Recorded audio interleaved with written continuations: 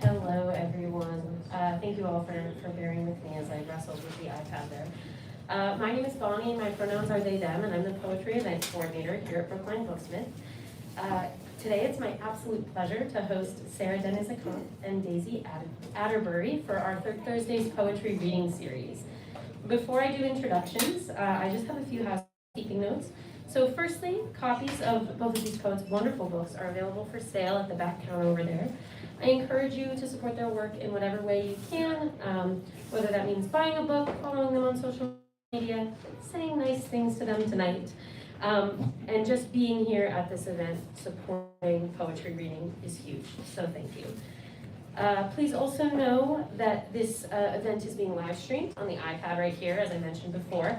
Our audience shouldn't be visible to live stream viewers, but if you don't want to be live on YouTube, just don't stand in front of it and you will be golden. Please also keep your phones off or on silent while our poets are sharing their work. And finally, we will have a Q&A at the end of the event, followed by a signing.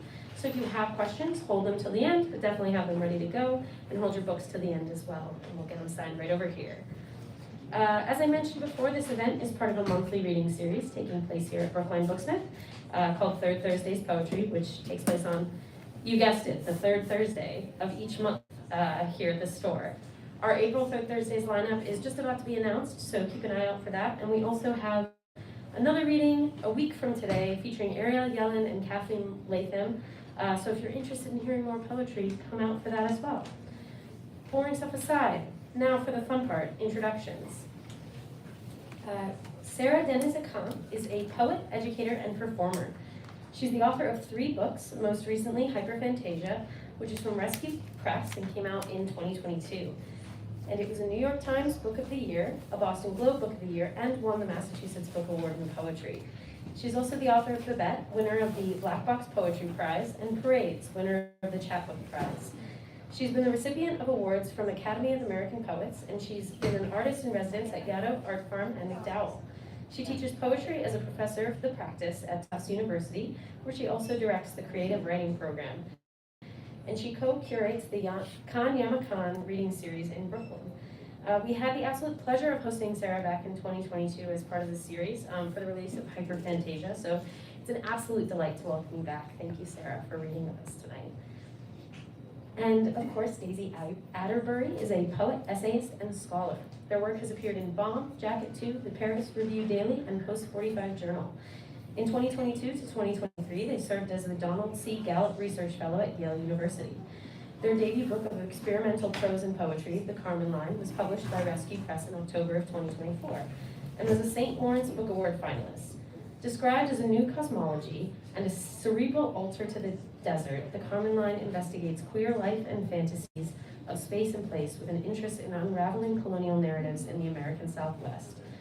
Atterbury is the Director of Undergraduate Studies in the Department of American Studies and teaches full-time in American Studies and Women's Gender and Sexuality Studies at the University of New Mexico. We've been trying to coordinate an event with Daisy for some time now, so it's so wonderful to get you here and have this opportunity to hear them read at the store. So thank you, Daisy, for being here. Folks, the work that we are going to hear tonight is really beautiful. These books are amazing. And I, for one, am really, really excited to have these two share their work. Can we please give Sara and Daisy a warm welcome?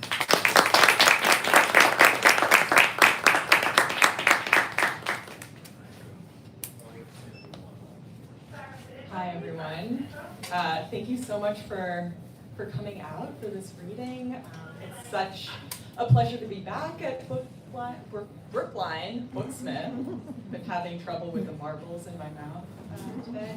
And to read with Daisy. I think it's been a minute since we read together, although you did that moment at Tufts.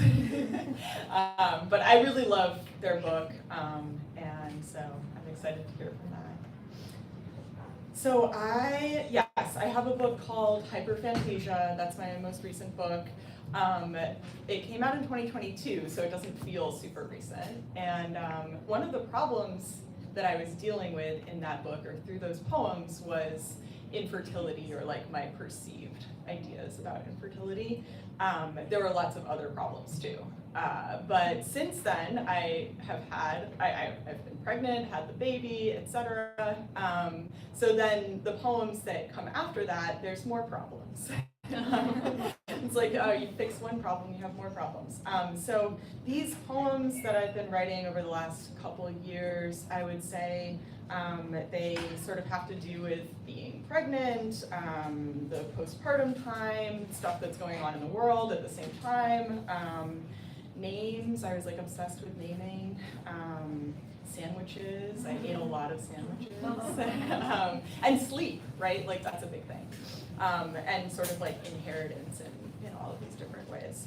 So I'm gonna read, that's kind of like, in broad strokes, I'm gonna read a few of those, and I might stray from that topic a little bit. So this first poem,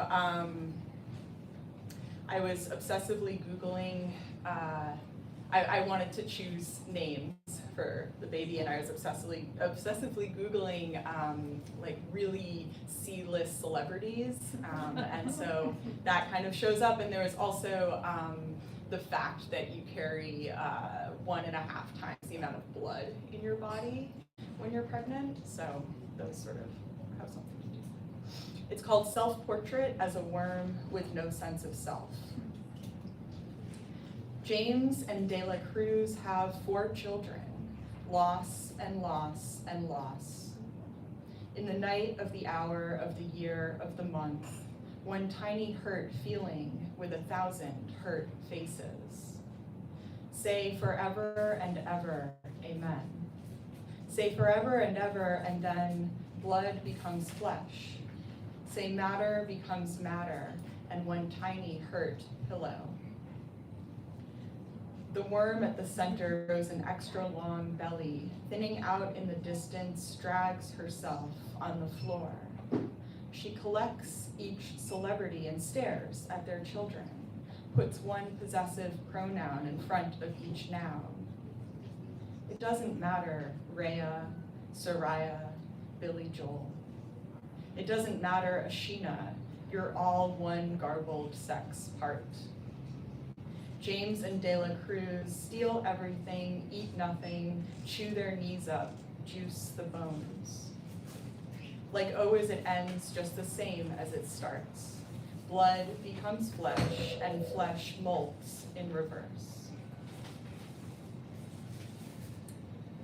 So the next group of poems are, I call them poem dream shards. I wrote them after, so when I was pregnant, I was following the pregnancy on this app where you can follow the development of the fetus, the baby, and at the same time, I also wasn't sleeping much, and there was this earthquake, this really terrible earthquake in Turkey and Syria. So this was February 2023, like 2 years ago, I wrote these. So I was taking notes in the night, and this group of poems sort of comes after seeing an image that was circulated a lot, or sort of like went viral, of a baby that was extracted from the rubble, but still had the umbilical cord mother. So yeah, it's sort of about, poem dream shards. At first, there was a killing, one small infection of the womb. Hold her, read to her. 10 pages in the winter, 10 pages in the spring. Pre-seed, proceed, pre-clamp, procedural. Do you want to be happy? Or do you want to be a burning rod of iron filled with worms? Your baby has developed eyes. They are small and sexy, and like your insides, they are shining. Pre-conflation, post-balloon. We are cooking all the bones right now as if to shed them, drink their juice. One lengthy snowing tube of hills emerge, its contours pulsing in the darkness. And so I go. I dip down into that empty hole where every semblance of landscape has already been lost. It doesn't matter, Isla, Osman, Ismanor.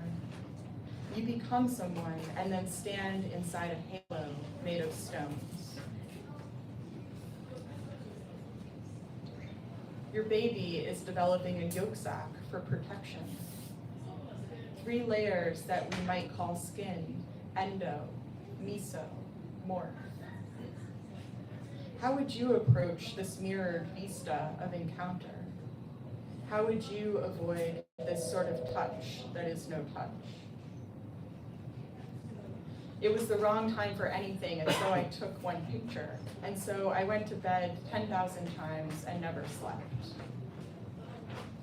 In sleep, I said there was the onslaught of a fetus, one lentil-shaped image bleeding in the wall. Now what remains is excavation, particles of winter light made dark by every form. There was nothing left to do but to twist and split back into her. There was nothing left but to describe each kind of pain half as thoroughly as it was felt. But the felt I felt was a couch thrown out, one robotic doll iced over, set on fire, reinvented, and then drowned. In another dream, some brings me to a different question. Are you the voice for the damned? Are you a speaker in the house of the damned? There's a woman who's sleeping beside me who wants to, needs to know. In every world, one home to raise the children. In every home, one room to raise the ghosts.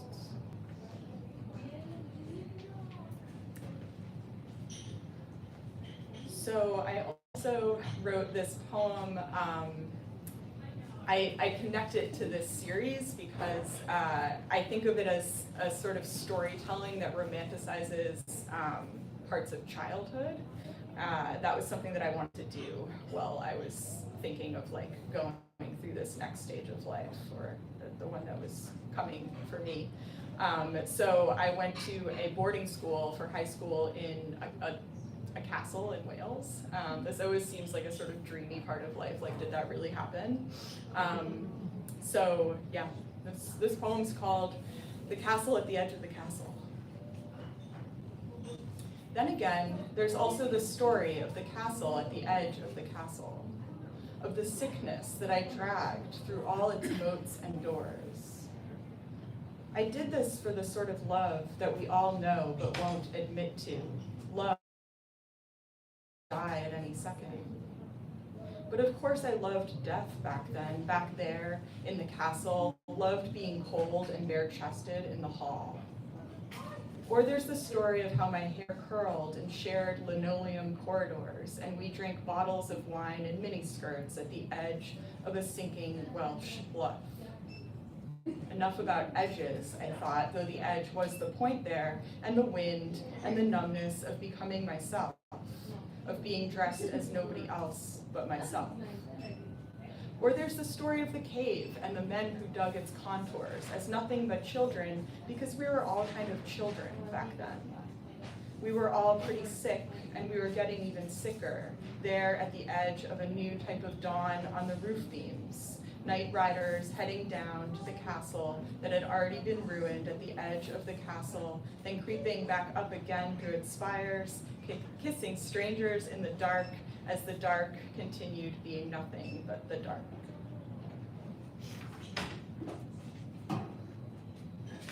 Okay, I don't know if this next poem has to do with pregnancy or postpartum, really. I don't actually know what it's doing, but I kind of want to read it because of that. The weird thing is that I, at some point, pretty recently, but like before Elon Musk was as much of a household name as he is now, like sometime this year, I decided to call this poem Elon Musk, which I thought was like an interesting decision. You can tell me. There's a part of it that really like comes from the idea of him. So anyway, I called it Elon Musk that I didn't learn the laws of being human in the endless class that was my bedroom. I hate to touch my eyes to those lies, and I hate to touch my eyes to those truths. That's why I'm always bouncing off the screen and onto you. That's why in the 80s, my mother didn't know what to do with her life except for buy clothes at Filene's basement and try to lose more weight. And I'm always modeling my trip out to eternity after those who have learned how to rest. I'm a slippery surface for applications, updates, and renewals. I'm a newly subtropical zone, like New York. And like New York, robots float behind my body. They have learned to measure distance in the sleepy eyes of men. That's why at the party, I describe myself as a family guy. How I too have been packing up a little briefcase for my business trip out to the sun. I too have been writing a devastating handbook about all of my apartments and my widows, my 27 children born to supermodels, and my companies that have been baking bread to sell underwater in the fall. Sometimes I just put on my semen-slicked thong and run through the city to bask in the destruction. Other times I try to learn the lyrics to the song of the drone, which my father set to music in the voice of 3 emails. And I know that my mother signs off on the drones. She sleeps through them. She teaches all her sisters how to sleep and sing through them.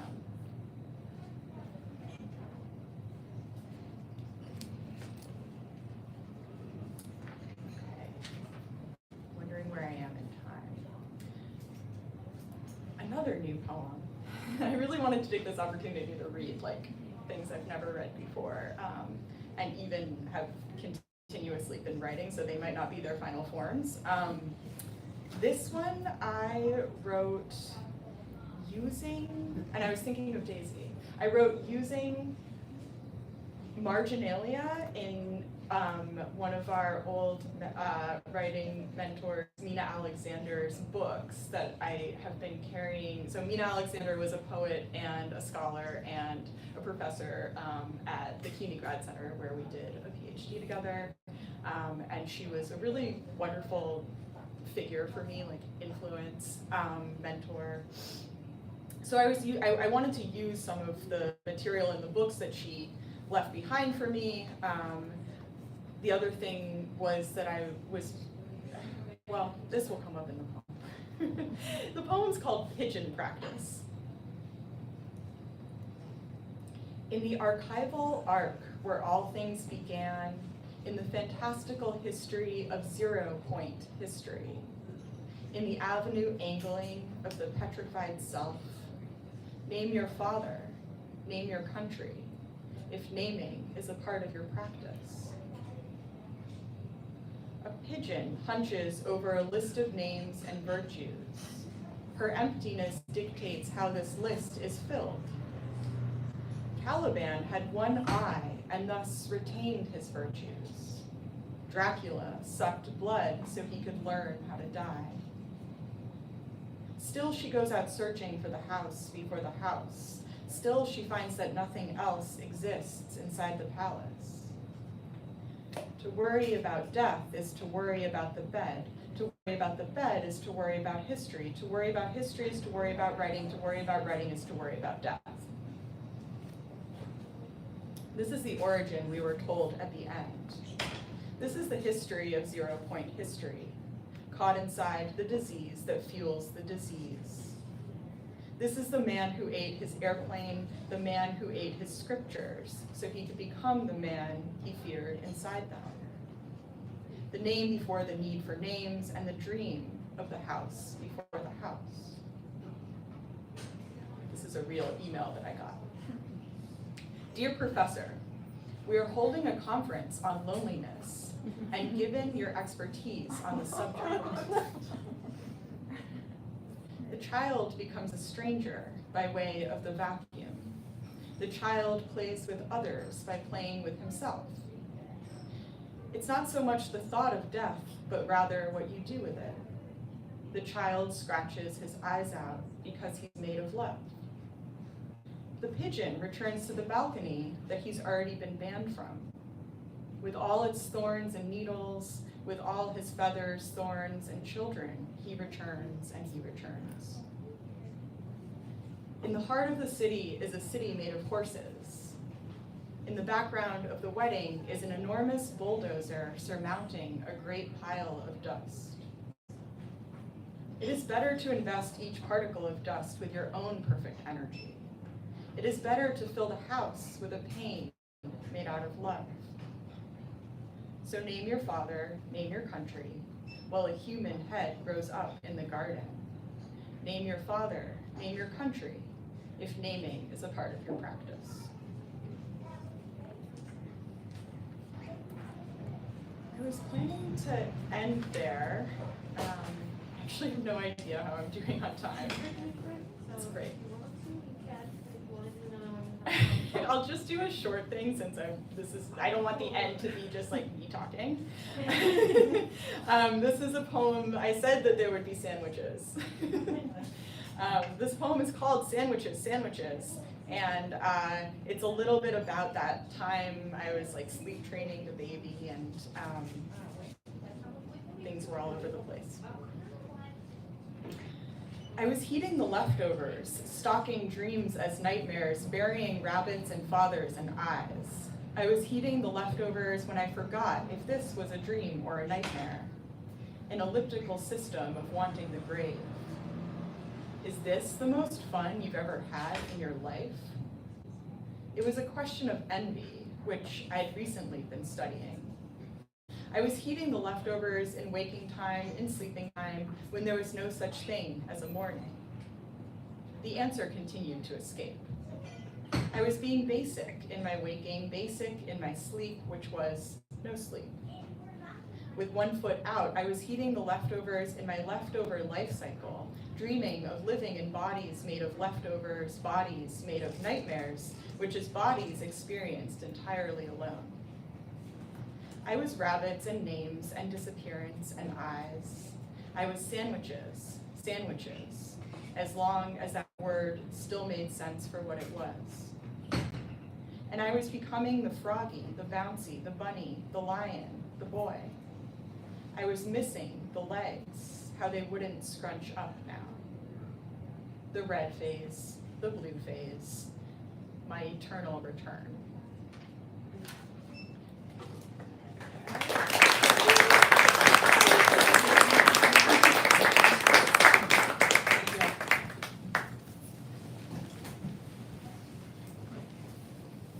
I just turned over to you. Thank you. You're tall people. Yeah. Okay, how's that? Okay. So it's really lovely to see such a nice crowd here, and I think that's better. So I'm thrilled to be here. This is my first time. Hello. Oh my gosh. Just more lovely people. This is my first time at Brookline, and this place is incredible. This bookstore is beautiful. Thank you so much, Bonnie, for curating this space. These public spaces are so important, actually. Anyone who has worked in the literary world knows how actually fragile they are and how hard it is to keep something like this going. And so I'm grateful to you and to everyone who makes this possible. Also thank my family, other family, extended friends, and people I don't know who are here. I'm reading from a book called The Kármán Line, which came out last winter. And this book was written in the Southwest, so at times it was a bit incongruous to read it out here in the Northeast in England, but inviting you to imagine yourself into a desert landscape. The area is a space that I visited in which there are many different sort of extractive industries, new production going on. I went to the site of a commercial spaceport, and so it's a sort of new frontier of space tourism and the launching of commercial vessels into space for asteroid mining, etc. The title, the Kármán Line, refers to the official designated boundary between the Earth and space. So it's the upper limit of the Earth's atmosphere and the end, the vertical limit of national boundaries, and the beginning of what's known as free space. The book begins with a couple epigraphs. Stars arrive non-visually first. May Brugge. A blue orbit suggested by echoes. Tommy Pico. Below this line, space belongs to each country. Above this level, there would be free space. The Kármán Line. They say no love deserves the death it has. I see about the loss of you before we even begin. I've never been satisfied with the imagined end. She said, this class discussion is the best so far. However, sex is an inhibiting topic, what it means to deplane. The Kármán Line is the altitude at which the Earth's atmosphere ends and outer space begins. The Kármán Line is the edge of space, as opposed to near space, the high altitude region of the atmosphere. When they say altitude, they're thinking in terms of the human, what is measurable from the ground. Beyond the Kármán Line, the Earth's atmosphere is too thin to support an object in flight. A plane at that height would have to travel faster than orbital velocity to remain in the air. Space begins as determined by math and the practicality of actually being somewhere. Knowledge of space can be a non-reciprocal relationship. Known means something enters into a relationship with someone or something else, even if the recipient, the known, does not enter into the relationship with something like willingness, even if the recipient, the known, whether person or thing is unaware, does not know. I know the taste of grammar in my mouth, lack, address, and space is populated and unknown.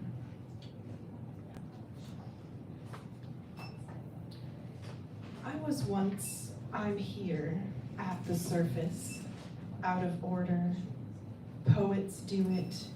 This imperial poesy, point at it, its killing mesh, word being both administration against memory and the means.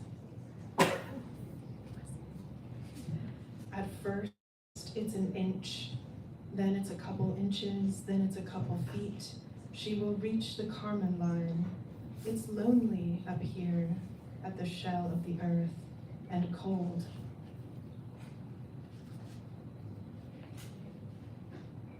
Zones of avoidance. I read the headline that astronomers have recently discovered a vast assemblage of galaxies hidden behind our own in what they call the zone of avoidance. I ignore an astronomer who super likes me on Tinder. Beyond the Milky Way, a galactic wall. I wonder if she's picked up that I love the stars in a moody, non-scientific way. I wonder if I'm scared someone will reduce my life to math, and if I fear I'll meet my match and will exist in the world computationally, compositionally. There is a vast wall across the southern border of the local cosmos. I do, in fact, want to know about this with my body. The thousands of new galaxies are described in the New York Times using Earth metaphors, like beehives of trillions of stars and dark worlds, and a curving curtain arcing across at least 700 million light years of space. I press my hands to my eyes, the better to see bees bursting, exploding bees taking a bow, the man behind the curtain naked in genderless stardust drapes. Is the language of science a zone of contagion, where metaphor bleeds into metaphor because reality is so far outside the language we know, we almost glitch? I attach some sanctity of thinking to our exchanges because I think you've taught me how to think. I've aligned thinking with some excruciating ecstasy of relation, possible only through this exchange and thus confined to it, a thinking provoked and then possessed by another in service of a togetherness. When my possession ends, there is another form it takes, I think, which is thinking corroded by loss. It's probably that thought, as narrative, produces some chemical release that has me doubled over the toilet, seeing stars.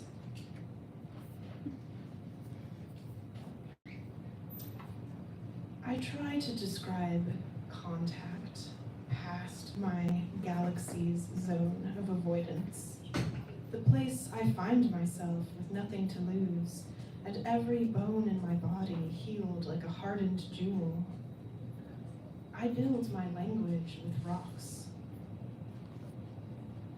Hardness is a spectrum. I linger with an aesthetics of gleaming, which is not to say not chaos. It's a place where thought is disorder, where there are fresh sheets. Some larger majority of the, someone writes in the app. She corrects. I don't think I answer.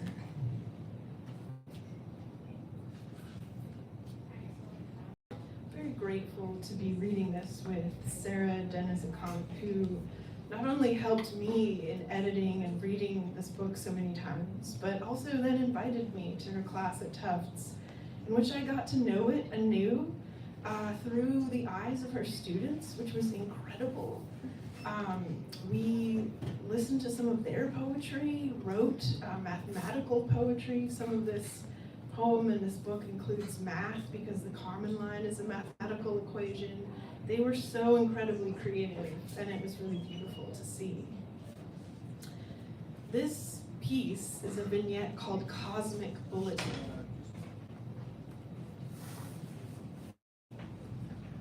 As I was writing this in New Mexico, I was really interested in the construction of these commercial spaceports, the question of how colonial history on site was being reckoned with or not reckoned with as we start to sort of think into new frontiers and try to navigate and understand what other borders and boundaries look like. According to the European Space Agency, the island Santa Maria of the Azores archipelago may be the perfect site for an international spaceport. This is because of the clear stretches of ocean to the north and south. Santa Maria was colonized by Portuguese settlers beginning around 1443. Columbus sailed there in 1493. The European Space Agency finds Santa Maria beneficially close to Europe for shipping purposes. Truth or Consequences of New Mexico, a real place, is considered an ideal location for Spaceport America, which is in fact built there. because of its proximity to White Sands Missile Range, a U.S. Army firing range in southern New Mexico. The area became a name on a map on July 9th, 1945, days before the first ever nuclear weapon was detonated at the northern part of the range, the Trinity Site, the largest military installation in the States. White Sands Missile Range is the perfect site to share an airspace with a commercial spaceport. Launch complexes have been built for U.S. missile tests, Nike Hercules and Nike Zeus, which are now coordinated around launches for space missions by SpaceX and Virgin Galactic. Space, enough absence, is at a premium and must be cleared to be filled. Things you might need to ship to a spaceport include things from land, food supplies, industrial materials, missiles, satellites. Things you might need to ship from a spaceport include things from space, metals, samples, hopefully water.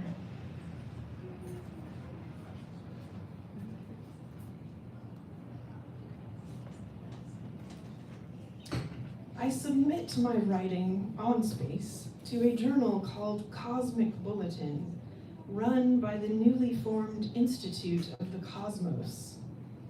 The journal has been created for a biennial in Latvia, which has since been delayed.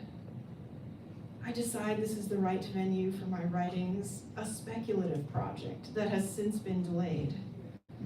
I read about Tomás Saraceno, an Argentinian and Italian artist who is planning to fly his sculpture from Berlin to Riga, powered only by air, sun, and wind, in order to avoid shipping, and thereby adding to the total of human-produced carbon emissions in the atmosphere. He asks, what if a sculpture could carry itself to Riga? There's no telling when this exhibition will actually happen. After World War II, V-2 rockets were secretly shipped to the White Sands Missile Range in New Mexico, where they were disassembled and reassembled with the help of Werner von Braun, the man who had developed them under Nazi Germany. 20 years after von Braun was making rockets for Hitler to bomb London, he was overseeing the American space program, building the Saturn V rocket that would fly us to the moon. I separate thoughts about the commercial art world from an emotional response to a thing of beauty. Maybe separation points to faulty containers. I'm unsure how to reconcile flow and suspense, my own fantasy of a lifeway that buys time. I watched the artist Alejandro Cesarco's video of hands shuffling through faded color photographs of people and landscapes. Or I finger the casings of Barb Smith's tiny clay bells strung up without tones.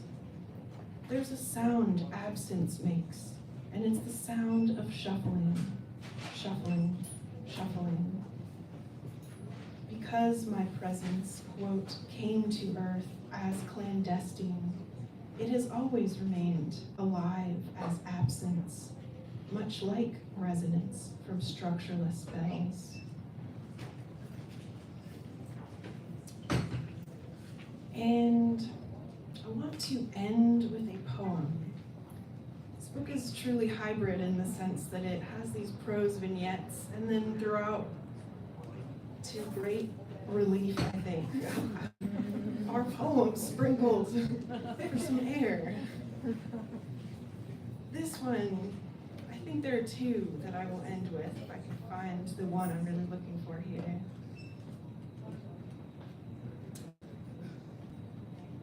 Here we go.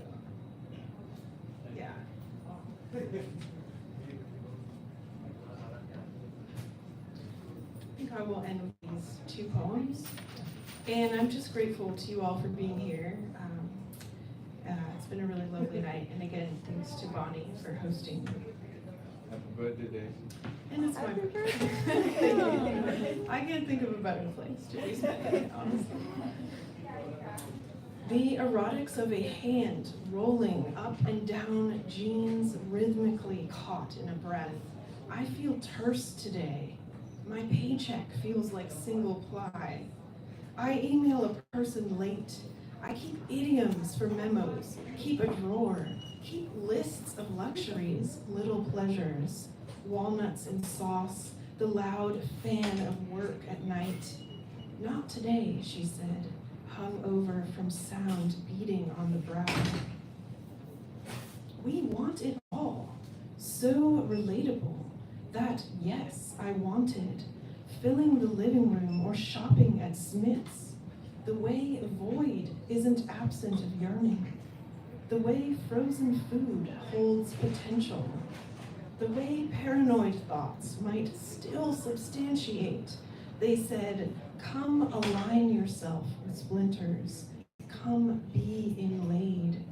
My irritant, my pain in the ass life, my bad brief stint of lingering outside your driveway, wanting you in a wig, wanting you on stilts, in someone else's automatic drive truck, or on your porch in a different season, a little colder, a little wetter, a little unlike whatever's been good for me.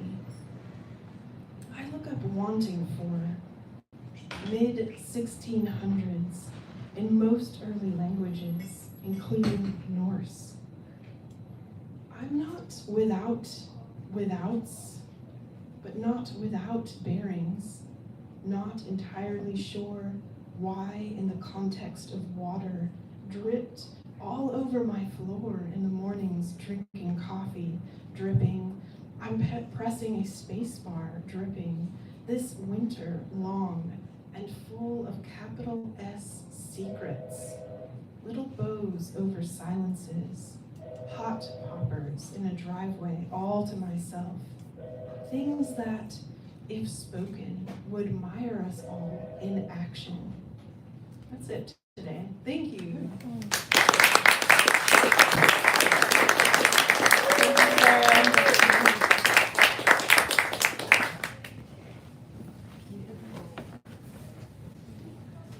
I'd love to now invite Daisy and Sarah up to our beautiful, tall author.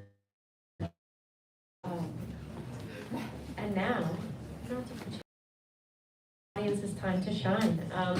If you have questions, please raise your hand and I can call on you. Good catch.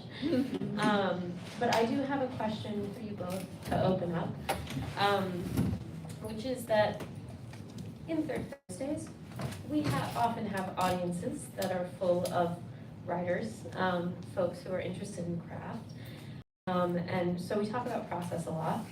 And every poet has like a slightly different sort of writing practice and relationship to that process. So I would love if you guys want to open up the discussion by just sharing a little bit about your writing practice and what your relationship to it is like, especially perhaps as a parent, because I imagine it's changed. Oh yeah, just look it up once and it'll stay on. Yeah. Yeah. There you go. Hi. Yeah, writing practice and process. I mean, I think I've been listening to, I've been trying to like gather what other people do as parents because it's been so hard. I will say most of the poems that I wrote recently still don't feel super recent. I'm like working on them now, having written the sort of drafts or notes when I was really deep in the thick of it. So I did a lot of I've always had sleep problems, but I did like a lot of insomnia time that didn't just have to do with the baby. It sort of had to do with like me and the world and like just not being able to sleep. So I did a lot of writing sort of frantically at night. So that's not a great response for people to like take with them. But I guess that I would say my process is definitely, and maybe this isn't unusual, but is a lot of collecting, a lot of low stakes collecting, and then sometimes sitting down only for like few days a month, or like maybe like a sort of like week in a month, and creating kind of like poems and worlds out of that collection. So it's a little less, I wish it were the morning pages or the 30 minutes a day. I have really, that book, Hyperphantasia, did come out of writing a poem every day, which was a idea that one of my friends had. And you get different kinds of poems. You get like daily, like diary type poems, and then I also went through the process of course, like curating them and putting those together, and yeah, so I have more to say, but I want to hear what Daisy's process is. I'm like collecting these process notes myself. Yes. Yes. I, like I said, loved being in your class because I teach a lot, but I don't teach writing.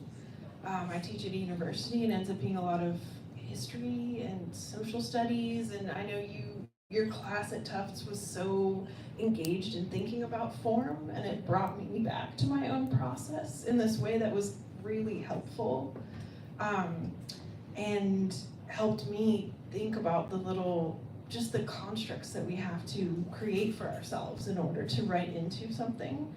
I do a lot of writing through correspondence. I love to be engaged with people. So we've been in correspondence many times, and I feel like work has come out of that, or with other people. I like to interact also with people who work in other forms. The MFA program that I did was not a writing program, and we had art or installation or painting and sculpture, and to try to be in conversation with people who are approaching craft from those other media was really interesting. I'm so interested in what all of my students are using AI now to write, and I don't know what to do with it. I'm so confused about how to approach that. I think we need to study it and understand it. I don't think we can totally shun it. It's here. So I'm also interested in the question of what our technologies, emerging technologies, do to our writing, how we understand, how we work with and against these, who owns these technologies, and how that kind of can change how we work. So also in that questioning space constantly. That's a lovely answer from all of you. Thank you. It is your time to shine as well, so if folks in the audience have any questions that they'd like to add or hear from our poets, please just raise your hand, I'll give you a call. It's also okay if you're feeling shy. Yeah. So it sounds like you're in a bit of a poetry community of your own by knowing each other. And how did you find each other? And are there others in this community? And what's the state of poetry in our country today for folks such as you?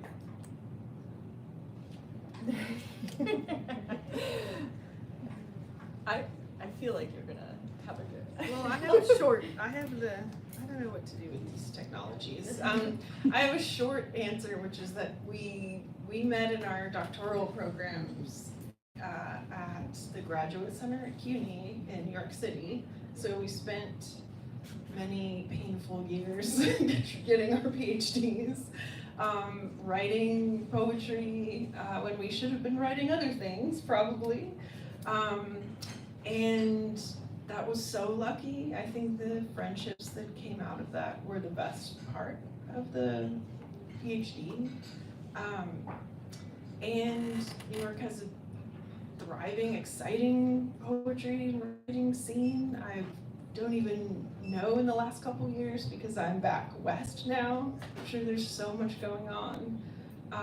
And I'm curious how you found Boston moving here from New York, but in the Southwest too. There are many, many poets, and there's a long history, a literary tradition out west, and a long tradition of indigenous writers who are doing so much work out in New Mexico, where I'm from. So it's been an incredible community to be part of and in conversation with. Yeah, I'm curious about your experience here and how you've transitioned to a new place. I think that it's really so important to stay in correspondence and stay in touch with writers who you can, you have to meet them first, but like once they're your friends deeply, someone like Daisy, right? And we were in a PhD program where we weren't supposed to be writing poems, but it was okay that we were. And then we both started to do this kind of like in between poetry and prose thing. I was really trying to like get to the prose writing, and I didn't really make it, I think, but like Daisy's book is a really great example of, they made it. But yeah, that practice of, we were in a Google Doc for a fair amount of time. I had a studio in Brooklyn, I was going there and corresponding and writing in this Google Doc with you. And that's the poem a day thing was also in a Google Doc. I should have like explained that a little bit more. I did with a number of different writers, and this is sort of like pandemic era also, so there wasn't a lot of in-person connection, and I'm like a little introverted, so I don't see my friends as much as maybe I want to, and like not being in New York, but through Google Docs, texts, emails, keeping up, it's something, it's like I have to tend to that in a very particular way, and I think it's super, super important. Boston has a lot of writers, evidenced here. But also, it's funny you brought up my students too, because I give them a lot of almost like coding constraints to write through. I'm kind of like making up how to get a poem out into the world, and it feels a little bit like my own AI or something. And I think that's interesting. I do it alongside them in class when we're free writing, and being able to go in and like at least talk to a group of people that for the most part really care about writing and poetry. That's a really big thing, my colleagues. But I wish I went to more readings also, even if it's like that I personally get a lot of inspiration from that, whether it's like directly related to what's being read or spoken of or not. So I could go on, but I think that it's really, yeah. Beautiful. Community is so important, and you guys are part of it. You're here, right now. We do have time for one more question if anybody has one. But yeah, go right ahead. Question for you, Daisy, although it sounds like you both have some experience with this. I was curious when you like move between prose and poetry, what that like movement is like for you, and if there's anything that you can express more freely or like in a certain way in poetry or versus prose, for example. It's a really great question. I do feel, because I'm in a world of scholarship as well,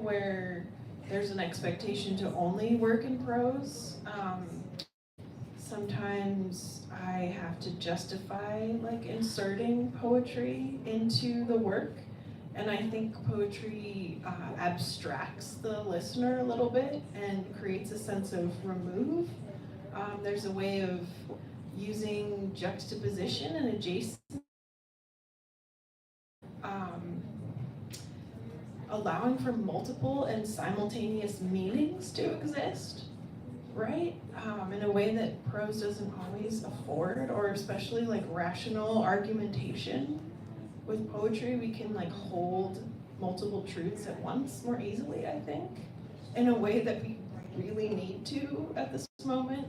I think that there's a lot that can be said in poetry, and there's a lot that can be received through this genre in a way that actually allows people to absorb it, to not feel like they're being told what to think, but actually to just hold some truths, you know, and sort of sit in them. So I find it incredibly social, poetry as a form, and inviting. So thank you for that question.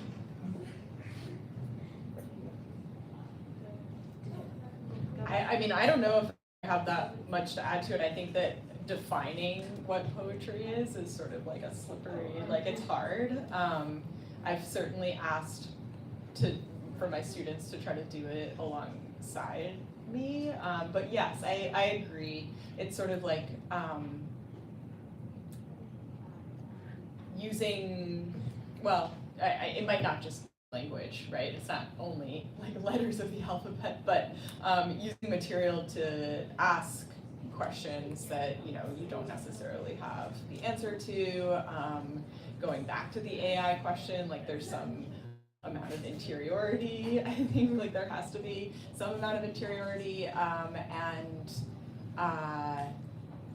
this shift between prose and poetry, I think, is really affecting. Like I think that it to me it sort of makes it all a poem, depending on how quickly you can shift. But I found it really difficult to do. It's always something that I've wanted to do, and I don't know, unless it's like really like a prose poem, and then so you're sort of just shifting forms. But I love how Daisy's work works that way. Well, that is our time for tonight. Thank you again to our audience for being here, for being part of this community, for supporting this amazing work, and supporting poetry. It's an interesting time in the world, and poetry is one of those things that I think can bring us together and bring us a lot of joy. So thank you. And of course, thank you to Sara and Daisy. Let's give them a round of applause.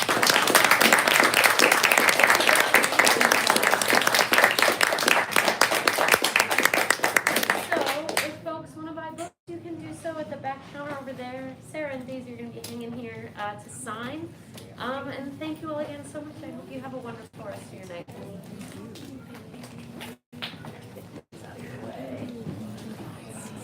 It was amazing.